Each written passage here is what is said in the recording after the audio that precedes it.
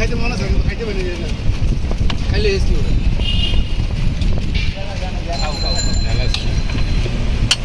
আছে হালকা পাতলা আছে রান্না করুন মুড়ি বাতি আছে বাতি নিয়ে গেছে নিয়েছি আমি এগুলা আপনার এটি পাবেন কোথায় আসলে সিজন কেজি হিসেবে আনা হয়েছে না ওর শীতের মধ্যে ভালো শীতের মধ্যে শীতের ভিতরে দোকানে কত আমাদের দিকে এগুলো বিক্রি করে 10 টাকা কেজি মরিচ হ্যাঁ খাই না খাই